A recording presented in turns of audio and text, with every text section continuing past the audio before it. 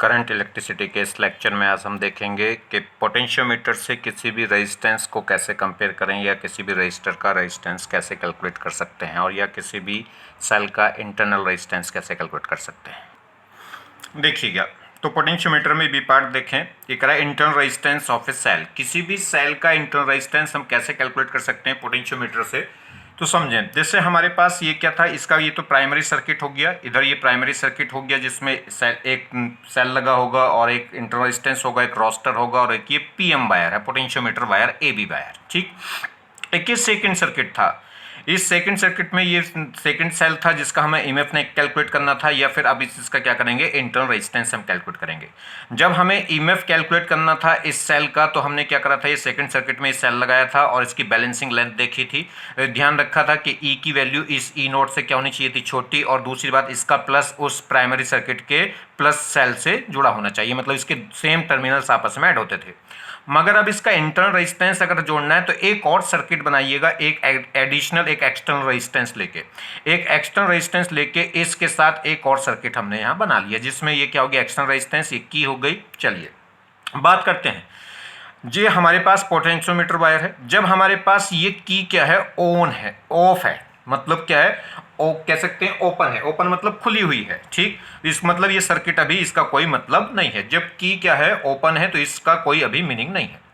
तो यहाँ पे क्या होगा, जब इसमें कोई मीनिंग नहीं है तो इस वाले सेकेंडरी सर्किट में तो कोई करंट नहीं फ्लो करती। मैंने आपको बताया था जब भी बैलेंसिंग होगी तो बस प्राइमरी सर्किट में करंट फ्लो करती है, या कह सकते हैं पीएम वायर में जो करंट फ्लो करती थी वो प्राइमरी सर्किट से करती थी। इस सेकेंडरी सर्किट जब ये बैलेंस हो जाएगा तो इसमें कोई करंट फ्लो नहीं करेगी। ठीक है, क्यों? तभी तो इसके दोनों के पॉजिटिव टर्मिनल जुड़े थे। ये इधर करंट फ्लो करेगा, वो इधर करंट फ्लो करेगा, दोनों आपस में इक्वल होकर बैलेंस हो जाती थी और इसमें इस सर्किट में कोई भी करंट फ्लो नहीं करती। जब इसमें कोई करंट फ्लो नहीं करेगी तो इन दोनों पॉइंटों के बीच में जो पोटेंशियल डिफरेंस है वो क्या आता था, सिर्फ इसके ईएमएफ के इक्वल हो जाएगा, क्योंकि इसमें कोई करंट फ्लो नहीं कर रही है, कोई करंट फ्लो नहीं कर रही, तो इस आर के अलोंग, इस इंटरनल रेजिस्टेंस के अलोंग कोई भी पोटेंशियल ड्रॉप नहीं होता। तो इस कंडीशन में जब इस सेकंड सेल में ये सर्किट तो अभी क्या है, ये की तो क्या है, ओपन है, ये सर्किट तो अभी कंप्लीट है ही नहीं, तो सिर्फ इतना सर्किट है और इस सेकेंडरी सर्किट में करंट फ्लो करेगी नहीं। जैसे ये बैलेंसिंग पॉइंट आएगी और इसमें करंट फ्लो नहीं करेगी तो इन दो पॉइंटों के बीच का जो पोटेंशियल डिफरेंस है वो किसके होगा, सेल के ईएमएफ के इक्वल होगा, क्योंकि इस केस में जब करंट फ्लो नहीं कर रही तो इस इंटरनल रेजिस्टेंस के क्रॉस कोई भी पोटेंशियल ड्रॉप नहीं होने वाला। तो ये जो बैलेंसिंग लेंथ है वो किसको बैलेंस करेगी, इस ई नोट को, या कि इसके ईएमएफ को। ठीक है, चलिए, तो जब हमारे पास की ओपन थी तो यहाँ पे जो पोटेंशियल डिफरेंस है वो कितना होगा, ई नोट, या कह लो ई, और वो किसको बैलेंस, तो बैलेंसिंग लेंथ, ये जो बैलेंसिंग लेंथ है, इतना एरिया, इस पोटेंशियोमीटर की लेंथ का ये जो पोटेंशियल है ये किसको बैलेंस करेगा, इस ई नोट को, या कह सकते हैं इस ई नोट की जो वैल्यू होगी वो इस पोटेंशियोमीटर वायर की जो बैलेंसिंग लेंथ निकल के आई, इस लेंथ का जो पोटेंशियल होगा उसके इक्वल होगी। तो एक इक्वेशन तो यहाँ से बन जाएगी। ठीक, दूसरी, अब इस की को हम क्या कर देंगे, इस की को हम क्या कर देंगे, क्लोज कर देंगे। क्लोज मतलब इस सर्किट ओपन कर देंगे, मतलब सर्किट क्या कर देंगे, क्लोज कर देंगे। और जैसे की को ऑन किया, जैसे की को क्या करेंगे हम, क्लोज कर देंगे, तो क्लोज कर देंगे तो क्या होगा, ये सर्किट क्या हो जाएगा, कंप्लीट हो जाएगा। और सर्किट कंप्लीट होगा तो ये सेल इस रेजिस्टेंस के थ्रू करंट फ्लो करेगा। तो इस प्राइमरी सर्किट में करंट फ्लो हो रही थी और इस वाले में करंट फ्लो कर जाएगी, और इसमें जो करंट फ्लो करेगी तो अब इस वायर में करंट फ्लो कर गई, और करंट फ्लो कर गई तो अब इन दो पॉइंटों के अक्रॉस जो पोटेंशियल डिफरेंस होगा वो कितना होगा, अगर इस एलिमेंट के थ्रू हम निकालना चाहते हैं इन दो पॉइंटों के बीच में पोटेंशियल डिफरेंस, तो वो कितना होगा, पोटेंशियल डिफरेंस इक्वल होगा ई माइनस आई आर, क्योंकि ये पोटेंशियल क्या करेगा, ये चार्ज क्या होगा, ये जिसे इस सेल के पॉजिटिव टर्मिनल से करंट फ्लो करेगी तो ये डिस्चार्ज होगा सेल, और डिस्चार्ज होगा तो इसके दोनों टर्मिनल्स के बीच में जो पोटेंशियल डिफरेंस होगा वो कितना हो जाएगा, ई माइनस आई आर। या कह सकते हैं यहां से जो पोटेंशियल, देखिए जो पोटेंशियल इन पॉइंटों के बीच में वही पोटेंशियल इन पॉइंटों के बीच में होगा, क्योंकि सेम ही पॉइंट है। तो यह कह सकते हैं आई इंटू आर, इस पूरे सेगमेंट का पोटेंशियल कितना होगा, आई इंटू आर, या इसके थ्रू देखें तो वो कितना होगा, ई माइनस आई आर। और उसको कौन बैलेंस करेगा, ये जो नई बैलेंसिंग लेंथ आएगी, कहीं पे जाके ये जे जे जो क्या होगा, गैल्वोमीटर है, वो फिर दोबारा से कहीं बैलेंसिंग पॉइंट दिखा देगा, और बैलेंसिंग पॉइंट दिखा देगा तो क्या ऑब्वियस सी बात है, जब इसका पोटेंशियल कम हो जाएगा क्योंकि ई माइनस आई आर हो जाएगा तो आपके नल पॉइंट कहीं आएगा, और नल पॉइंट यहाँ आएगा तो इसकी जो बैलेंसिंग लेंथ होगी वो इस पोटेंशियल को क्या कर लेगी, बैलेंस। इस टाइप से दो इक्वेशन बन जाएंगी। आगे बात समझ में, एक बार तो जब इस की को ऑन कर देंगे और ऑन करेंगे तो सिर्फ ये सर्किट रहेगा, ये सर्किट इनकम्प्लीट रहेगा। तो इसका जब इसमें कोई करंट फ्लो नहीं करेगी और करंट फ्लो नहीं करेगी तो इसका जो इन दोनों पॉइंटों का जो पोटेंशियल डिफरेंस होगा वो सेल के ईएमएफ के इक्वल होगा और वो इसको बैलेंस करेगा। तो जो बैलेंसिंग लेंथ है वो कितना पोटेंशियल देगी, ई नॉट। और जब इस की को क्या कर देंगे, क्लोज कर देंगे, क्लोज कर देंगे तो इस सर्किट में करंट फ्लो कर जाएगी, इस सर्किट में करंट फ्लो कर जाएगी तो इसके अबाउट जो पोटेंशियल डिफरेंस है वो कितना हो जाएगा, ई माइनस आई आर, या कह सकते हैं आई इंटू कैपिटल आर। और वो बैलेंस करेगी, अब जो नई बैलेंसिंग लेंथ आएगी वो उसको बैलेंस करेगी। ठीक है, इस टाइप से दो इक्वेशन बनाएंगे और उन्हें सोल्व कर लेंगे। चलिए देखते हैं। तो देखिएगा, की इज ओपन, जब की ओपन थी तो जो सेल्स के अलोंग जो पोटेंशियल डिफरेंस था वो किसके इक्वल होगा, ई के। तो कह रहा है की is open, E will be balanced. तो ई क्या होगा, बैलेंस होगा किससे, बैलेंसिंग लेंथ से। ये कह सकते हैं जो दोनों पॉइंटों के बीच का जो टर्मिनल पोटेंशियल डिफरेंस होगा सेल का वो कितना होगा, उसके ईएमएफ के इक्वल होगा। तो ई विल बी बैलेंस, तो उस समय कौन बैलेंस होगी, ईएमएफ ऑफ सेल बैलेंस होगी। तो ईएमएफ किसके इक्वल हो जाएगा, x into L length, L not, L मतलब बैलेंसिंग लेंथ, ओ मींस ओपन, जब सर्किट क्या था, जब की क्या थी, ओपन थी, उस केस में बैलेंसिंग लेंथ होगी कितनी, एल नॉट। और एक्स तो क्या है, पोटेंशियल ग्रेडियंट है किसका, पोटेंशियोमीटर वायर का। चलिए, तो एल नॉट क्या हो गई, ओपन केस में। ये पहली इक्वेशन बन गई। अब देखिए, की इज क्लोज, जब की को क्लोज कर दिया तो अब क्या कर जाएगा, जो निचला वाला सर्किट था उसमें करंट फ्लो कर जाएगी, और करंट भी कितनी फ्लो करेगी, करंट, तो करंट फ्लो करेगी और वो करंट कितनी होगी, net EMF upon total resistance. Net EMF होगा ई, और टोटल रेजिस्टेंस एक तो इस ई का इंटरनल रेजिस्टेंस और एक हमने जो एक्सटर्नल रेजिस्टेंस लगाया आर, वो। चलिए, तो की इज क्लोज, जब हमने की क्लोज कर दी तो potential terminal potential difference is balance, तब उस केस में जो टर्मिनल पोटेंशियल डिफरेंस होगा उसको बैलेंस करेगी कौन, बैलेंसिंग लेंथ। और वो टर्मिनल पोटेंशियल डिफरेंस होगा कितना, E minus I R. E minus I R क्यों, क्योंकि जो सेल है, जो सेल है जिसका ईएमएफ ई है वो क्या कर रहा है, डिस्चार्ज हो रहा है। डिस्चार्ज मतलब उसके पॉजिटिव टर्मिनल से करंट फ्लो कर रही है। तो वो कितना होगा, पोटेंशियल डिफरेंस कितना हो जाएगा, E minus I R equal to क्या होगा, X into balancing length. Balancing length आपके क्या कर दी मैंने, एल इंटू सी, सी मतलब जब क्लोज हो जाए, जब की क्या हो जाए, क्लोज, और वो क्या थी, जब ओपन थी। चलिए, सीधी सी बात है। अच्छा, ये अगर बात करूं, एल नोट बड़ी होगी कि एल सी, एल नोट बड़ी होगी क्योंकि ये ईएमएफ ज्यादा था किससे, टर्मिनल पोटेंशियल डिफरेंस से। टर्मिनल पोटेंशियल डिफरेंस इस केस में ईएमएफ से क्या आ रहा है, कम आ रहा है, तो इसलिए एल सी भी क्या होगी, कम। दो इक्वेशन बन गई, तो एल सी क्या हो गया, क्लोज के लिए। तो देखिए, अब ये आई की वैल्यू होगी क्या, इस सर्किट में जो करंट होगी क्या होगी, net EMF upon total resistance. Total resistance कितना है, एक्सटर्नल प्लस इंटरनल। ठीक, चलिए जी, इस ई आई की वैल्यू को उठाकर रख दीजिए इसमें यहाँ। तो देखिए, ई माइनस आई आर, आई की जगह क्या रख दूंगा, E upon total resistance. Total resistance होगा external plus internal, is equal to क्या था, एक्स इंटू एल सी। इसे सोल्व करेंगे, सोल्व करके कितना हो गया, E R upon R plus R is equal to हो गया एक्स एल सी। या तो आप इस मेथड के थ्रू लगा लो, या मैंने आपको एक और बताया था, जो टर्मिनल पोटेंशियल डिफरेंस है या तो किससे निकलेगा, ई माइनस आई आर से, या एक टर्मिनल पोटेंशियल डिफरेंस डायरेक्ट निकल रहा था आई इंटू आर, आई और इंटू आर कौन सा, कैपिटल आर। जो टर्मिनल पोटेंशियल डिफरेंस है ई माइनस आई आर, वही उसी के इक्वल कौन था, आई इंटू आर था। ठीक है, या तो आप रेजिस्टेंस वाली से एलिमेंट से निकाल लो या सेल वाले एलिमेंट से निकाल लो। जिस एलिमेंट में सेल लग रहा है उसके थ्रू पोटेंशियल डिफरेंस निकाल सकते हो कितना, ई माइनस आई आर, या जिसमें जहां रेजिस्टेंस लग रहा है नीचे उस रेजिस्टेंस वाले वायर से निकाल सकते हो कितना होगा, आई इंटू आर। तो देखो डायरेक्ट वही है, आई इंटू आर, आई की वैल्यू कितनी है, E upon R plus R, इतनी वैल्यू तो हो गई आई, और इंटू क्या कर दिया आर, देखो वही सोल्व क्या आ रहा है। तो डायरेक्ट भी लगा सकते थे आप इसको, ठीक है, क्योंकि यहां से थोड़ा सोल्व करना पड़ेगा और वहां से डायरेक्ट आ जाता है। इजिकल टू कितना हो गया, X into L C. Clear, तो दोनों इक्वेशन बन गई, एक फर्स्ट और एक सेकंड, बस दोनों को क्या कर दें, डिवाइड कर दें। पहली इक्वेशन को सेकंड से क्या कर दें, डिवाइड। तो देखिए, ई से ई क्या हो जाएगा, कट। ठीक है, तो यहां क्या बचेगा, ये 1 अपॉन क्या होगा, आर अपॉन आर प्लस 1, तो आर प्लस 1 तो पहुंच जाएगा ऊपर और आर कहाँ रह जाएगा, नीचे, और वही इजिकल टू एक्स से एक्स कैंसिल, तो क्या बचेगा, L not upon L C. तो L not upon L C. Clear, तो देखिए बस इसको सोल्व करिए आप, क्रॉस मल्टीप्लाई कर लो। क्रॉस मल्टीप्लाई करेंगे तो ये हो गया R plus R into L C equal to हो गया capital R into L naught. यहां से हमें क्या निकालना, अगर इंटरनल रेजिस्टेंस निकालना है तो इंटरनल रेजिस्टेंस की वैल्यू निकल के आएगी L naught minus L C upon L C into R. Direct इसे ध्यान रखना क्या है, इसे डायरेक्ट भी आप ध्यान रख सकते हैं, मगर आपको पता होना चाहिए कहां से बन रहा है, कैसे बन रहा है। ठीक है, चलिए, तो डायरेक्ट दो इक्वेशन फटाफट से बना भी सकते हो अगर आपको फॉर्मूला याद नहीं है तो। बेसिक बात पता होनी चाहिए। तो यहाँ से इंटरनल रेजिस्टेंस कितना आ गया, L naught minus L C upon L C. ध्यान रखिए बड़ी में से छोटी माइनस होगी, और बड़ी वाली बैलेंसिंग लेंथ कौन सी होगी, जब की क्या थी, क्लोज थी, कितनी, एल नॉट। और जब की क्या हो गई, क्लोज्ड, जब की ओपन थी तब वो बड़ी थी, कितनी, एल नॉट। और जब की क्लोज हो गई थी, तो क्लोज हो गई थी तो टर्मिनल पोटेंशियल डिफरेंस पहले के कंपेरिजन कम हो गया था। देखिए जब की क्या थी, ओपन, तब तो सेल का टर्मिनल पोटेंशियल डिफरेंस कितना था, ईएमएफ ऑफ सेल के इक्वल था। और जैसी की हमने क्या कर दी, क्लोज कर दी, तो terminal potential difference EMF of cell से थोड़ा सा कम हो गया था, इसलिए बैलेंसिंग लेंथ भी क्या आएगी, कम आएगी। तो इस केस में बड़ी में से छोटी माइनस करनी है, डिवाइडेड बाई छोटी से क्या करना है, डिवाइड करना है। तो L naught minus L C upon L C, तो अपॉन में कौन आएगा, छोटी वाली एल सी, तो स्मॉल लेंथ इनटू क्या होगा, कैपिटल आर। तो इससे स्मॉल आर भी निकाल सकते हैं, कैपिटल आर भी। ये निकालना है तो ये दे रखा होगा, ये निकालना है तो ये दे रखा होगा। क्लियर होगी बात, बाकी सारी वैल्यू तो गिवन होंगी। देखिए एक प्रॉब्लम देखिए, जैसे हम बात करें इस प्रॉब्लम की, ये कह रहा है for a cell balancing length is 84 centimetre and when is 5 ohm resistor is connected to cell then balancing length becomes कितना 70, कैलकुलेट आर। ये कह रहा है मेरे पास एक सेल है, उस सेल की बैलेंसिंग लेंथ कितनी आती है, 84। मतलब ये कब कंडीशन आ गई, जब की क्या थी, ओपन थी, मतलब ये रेजिस्टेंस था ही नहीं इस पे। जब की ओपन है तभी तो एक्सटर्नल जो रेजिस्टेंस आर उसका में कोई करंट फ्लो कर ही नहीं रही थी, तो वो सर्किट ओपन था, और ओपन था तो इसका मतलब कोई काम नहीं कर रहा था। तो कह रहा है कि जब एक्सटर्नल रेजिस्टेंस नहीं लगा तब तो क्या थी, बैलेंसिंग लेंथ सेल की कितनी थी, 84। मतलब ये तो क्या हो गई, एल नॉट।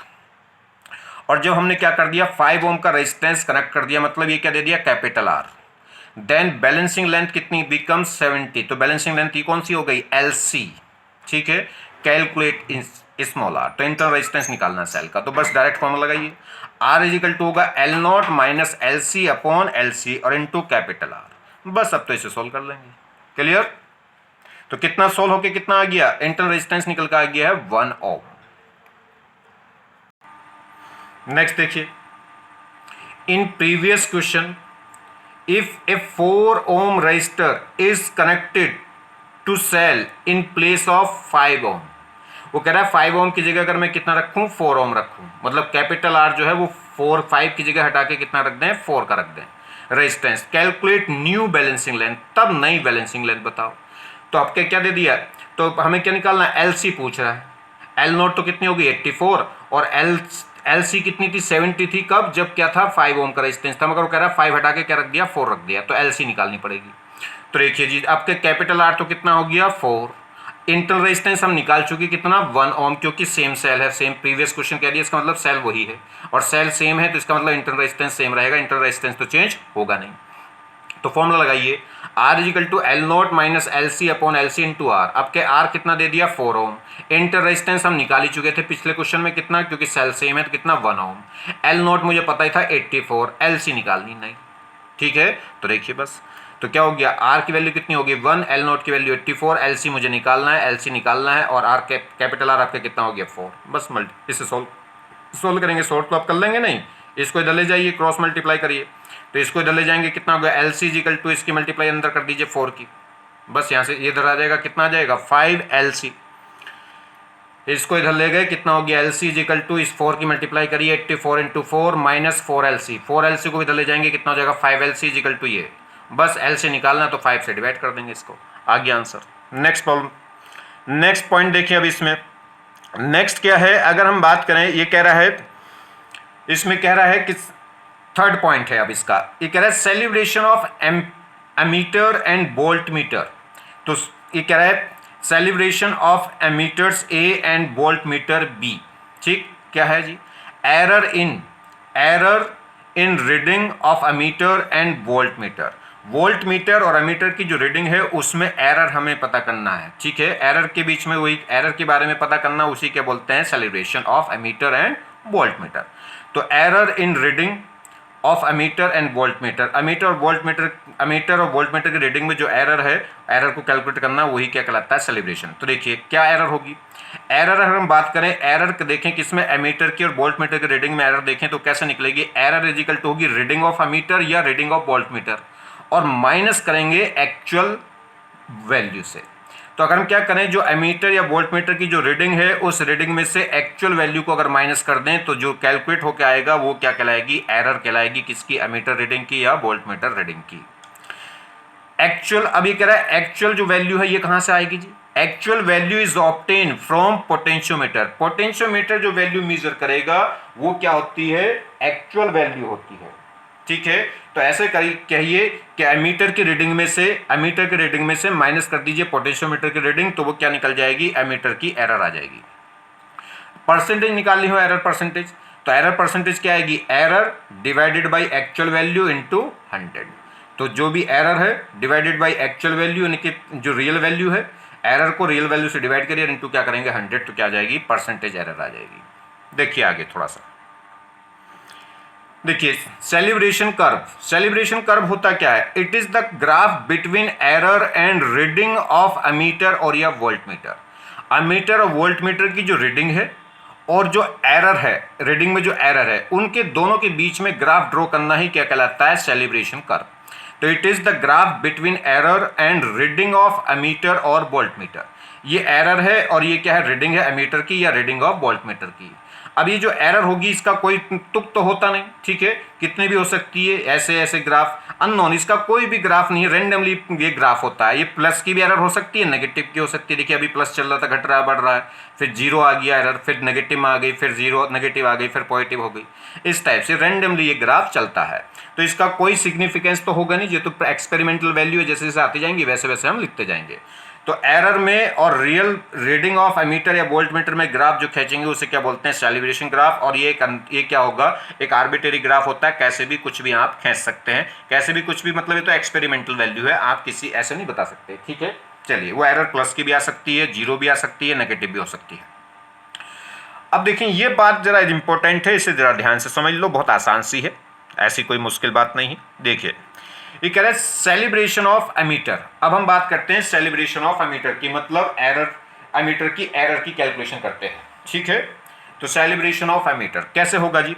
ये मेरे पास पोटेंशियोमीटर वायर है और ये मेरे पास क्या है? एक स्टैंडर्ड सेल है। स्टैंडर्ड सेल क्यों यूज करता था? ई नोट, या तो पेंसिल सेल यूज करता था या लेड सेल यूज करता था, जिसे जिसका वोल्टेज हमें क्या, स्टैंडर्ड सेल किसे बोलते थे? जिसका पोटेंशियल, जिसका ईएमएफ हमें पता हो और कांस्टेंट हो। ठीक है, चलिए, इसके जब हम क्या करेंगे, इस गैल्वेनोमीटर कॉइल को हम इस स्टैंडर्ड सेल से जोड़ के क्या निकाल लेते थे? इस पिकोमीटर वायर की क्या निकाल लेते थे? पोटेंशियल ग्रेडियंट निकालते थे। और जब पोटेंशियल ग्रेडियंट पता चल जाती थी तो फिर उसके बाद दूसरे सर्किट से जोड़ेंगे। तो इसमें दो पॉइंट दे रखे हैं। एक तो ई नोट तो क्या है? स्टैंडर्ड सेल है। इस अगर मैं क्या करूंगा, इस गैल्वेनोमीटर को इस स्टैंडर्ड सेल से जोड़ दूंगा तो इसका जो वोल्टेज है उसको बैलेंसिंग लेंथ किसको बताएगी? बैलेंसिंग लेंथ सिर्फ इसके वोल्टेज को बताएगी। तो जब मैं इसको क्या करूंगा, इस गैल्वेनोमीटर को, मूविंग कॉइल गैल्वेनोमीटर को 1 पॉइंट से जोड़ दूंगा तो सर्किट ये बनेगा इतना।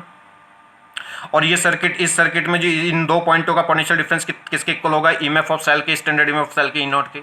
और ये जो बैलेंसिंग लेंथ निकल के आएगी वो किसको बताएगी? इसके वोल्टेज को ही तो बताएगी। और जब इसके यहाँ से क्या होगा, ई नोट इक्वल आ जाएगा एक्स इंटू एल नोट।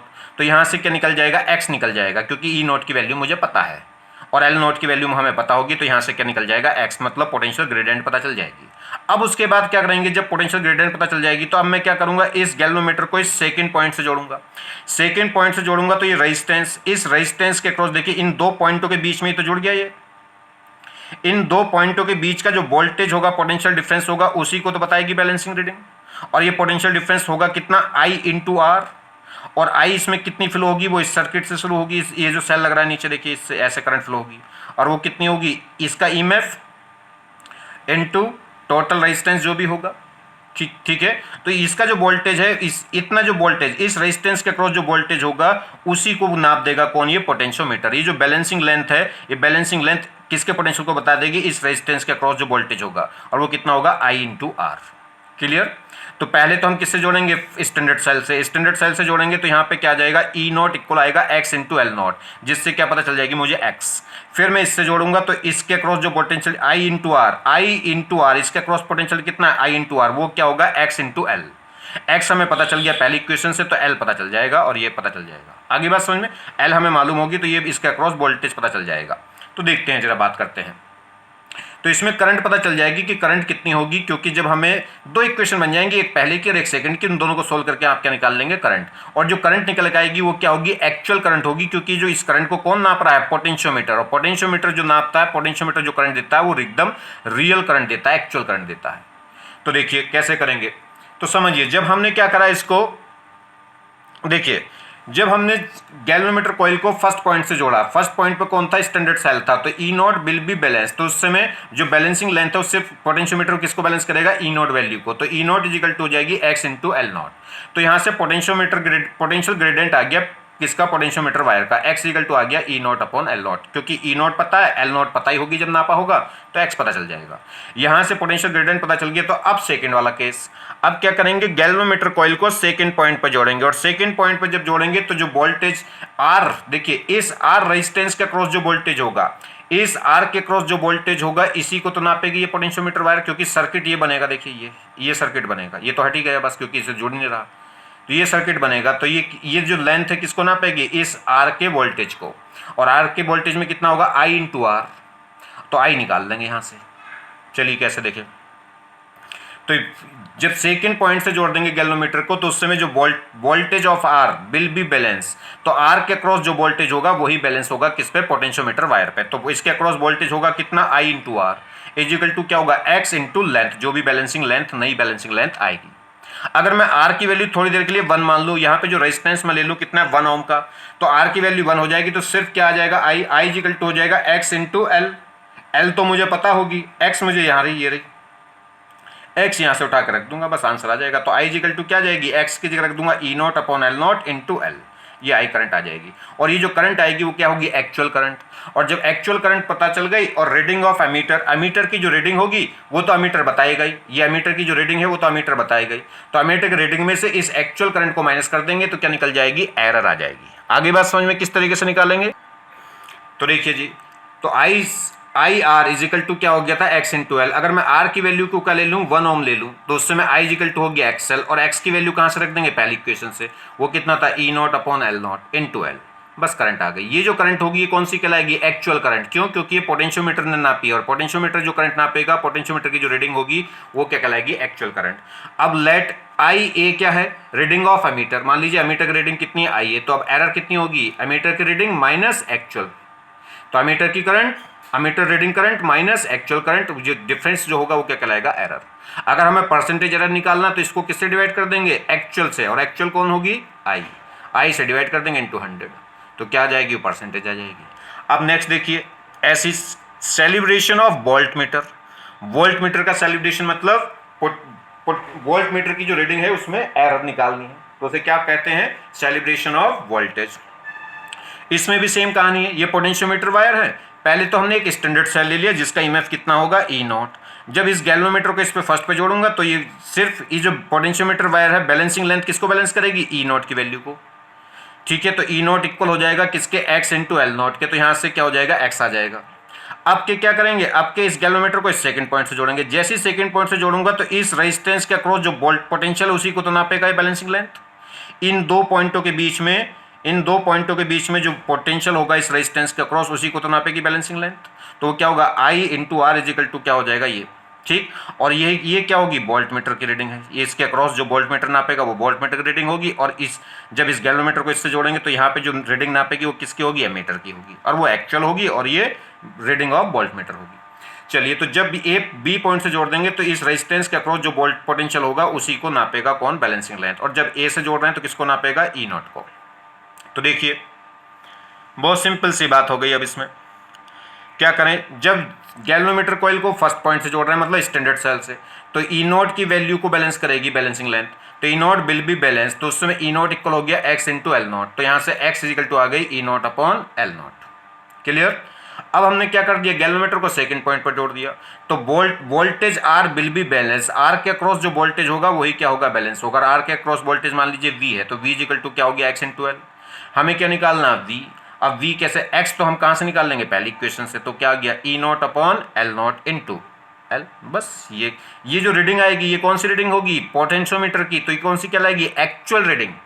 ये क्या कहलाएगी, एक्चुअल रीडिंग ऑफ वोल्टेज, जो किसने नापी है, पोटेंशियोमीटर ने। अब हमें एरर निकालनी, तो एरर कैसे निकाल, तो एरर निकालेंगे तो क्या होगा, मान लीजिए रीडिंग ऑफ वोल्ट मीटर कितनी है, वी, वोल्ट मीटर की जो रीडिंग है वो कितनी है, वी है, तो एरर किससे आएगी, वोल्ट मीटर की reading minus actual reading. Actual reading मतलब जो पोटेंशियोमीटर की जो अभी हमने निकाली कितनी होगी, ये वी कितनी निकल के आई थी, E not upon L not into L. चलिए, एक प्रॉब्लम समझ लीजिएगा, क्या है प्रॉब्लम में, देखिए जरा क्या कह रहा है। ये हमारे पास एक पोटेंशियोमीटर वायर है और ये हमारे पास एक ये एक्सटर्नल सर्किट है, इसमें रेजिस्टेंस एक आर है, एक 2 ओम का है और एक बैटरी है। इस गैल्वेनोमीटर को हम इस ए पॉइंट से जोड़ें, ए पॉइंट से जोड़ेंगे तो सिर्फ सर्किट इतना बनेगा, देखिए इस कैपिटल आर को लेके ये सर्किट बन जाएगा। और इस गैल्वेनोमीटर को अगर हम इस सेकंड पॉइंट से जोड़ेंगे तो सर्किट इतना बन जाएगा, ये क्लियर। तो जब मैं फर्स्ट से जोड़ूंगा तो सिर्फ कौन आएगा, कैपिटल आर, और जब गैल्वेनोमीटर को किससे जोड़ दूंगा, सेकंड पॉइंट से, तो दोनों रेजिस्टेंस आ जाएंगे आर और कैपिटल आर, मतलब आर प्लस 2R, ठीक है, ये दोनों आ जाएंगे। जब इससे सेकंड से इससे जोड़ूंगा तो ये आ जाएगा पूरा, और इससे जोड़ूंगा तो सिर्फ इतना आएगा। चलिए, ये कह रहा है when galvanometer is connected to the point 1 then balancing length is कितना है, 450। ये कह रहा है जब गैल्वेनोमीटर को फर्स्ट पॉइंट पर जोड़ता हूं तो जो बैलेंसिंग लेंथ है वो कितनी है, 450 सेंटीमीटर है, मतलब इस रेजिस्टेंस के क्रॉस जो वोल्टेज है उसको बैलेंस कर रही होगी ये length. When galvanometer is connected to the point second, जब मैं गैल्वेनोमीटर को सेकंड पॉइंट से जोड़ता हूं, then balancing length becomes 750 centimetre. अब बैलेंसिंग जो लेंथ है वो 750 है। 750 का मतलब इस रेजिस्टेंस और इस रेजिस्टेंस, टोटल दोनों रेजिस्टेंस को मिला के जो वोल्टेज होगा उसको बैलेंस कर रही होगी ये लेंथ। तो इसका मतलब इसके जो अक्रॉस वोल्टेज है उसकी लेंथ, बैलेंसिंग लेंथ कितनी है, 450, और इन दोनों की बैलेंसिंग लेंथ कितनी है, 750। तो कह रहा है फाइंड द कैपिटल आर। तो बस तब तो खत्म ही होगी बात। मान लीजिए देखिए इसमें करंट कितनी है, आई है वायर में, हमें नहीं पता कितनी है, हमने आई मान ली, तो इसका क्रॉस वोल्टेज कितना होगा, आई इंटू आर। पूरे का क्रॉस वोल्टेज देखूं तो I into total R, total R कितना होगा, आर प्लस 2R, ठीक है। चलिए आर प्लस 2। तो देखिए अगर हम बात करें तो बैलेंसिंग की इक्वेशन क्या होती है, potential V balancing voltage equal होगा L इंटू बैलेंसिंग लेंथ, और बैलेंसिंग वोल्टेज पहले केस में क्या है, I into R is equal to होगा X into balancing length. Balancing length इसकी कितनी है, 450। ये तो पहली इक्वेशन हो गई। अब जब गैल्वेनोमीटर को सेकंड से जोड़ेंगे तो आपका रेजिस्टेंस टोटल कितना होगी इस वायर का, R प्लस 2, और टोटल वोल्टेज कितना होगा, I इंटू टोटल रेजिस्टेंस होगा R प्लस 2। तो देखिए, तो जब सेकंड गैल्वेनोमीटर को किस पे जोड़ दिया, सेकंड पे, तो गैल्वेनोमीटर को जब हमने किस पे जोड़ दिया था, फर्स्ट पे, तब तो ये आ गया था। जब सेकंड पे जोड़ रहा हूं तब के टोटल वोल्टेज, बैलेंसिंग वोल्टेज कितना होगा, I इंटू आर प्लस 2, पूरी सेगमेंट का रेजिस्टेंस वो कितना हो गया, R प्लस 2, क्योंकि सीरीज में है, इज इक्वल टू क्या होगा, X इंटू बैलेंसिंग लेंथ, और बैलेंसिंग लेंथ अब कितनी है, 750, जब इन दोनों की बैलेंसिंग लेंथ। बस दो इक्वेशन बन गई। दोनों को क्या करिए, डिवाइड करेंगे तो एक तो I से I कट जाएगा, X से X कट जाएगा, क्या बचेगा, R upon R plus 2, R upon R plus 2। देखिए R अपॉन R प्लस 2, और इधर बचेगा 450 अपॉन 750, क्योंकि X से X कट गया होगा। तो ये वैल्यू आई, बस यहाँ से सोल्व करिए अभी तो इसको। अब तो क्रॉस मल्टीप्लाई कर लीजिए इसको, या और सोल्व कर लो इसको, ठीक है। सोल्व करके अब तो लेफ्ट राइट करके आप निकाल सकते हैं, कैपिटल आर की वैल्यू निकल के आ गई कितनी, 3 ओम। क्लियर। एक बात बताइएगा, अगर कोई बर्तन खाली है तभी तो आप उसमें पानी या दूध या कोई भी चीज़ भर सकते हैं। अगर वो बर्तन खाली ही ना हो, अगर आप वो चाय से फुल भर गया हो और उसके बाद भी उसमें चाय आप छाने जाएं तो क्या होगा, चाय उसमें रुकेगी कि बिखरेगी, बिखर जाएगी।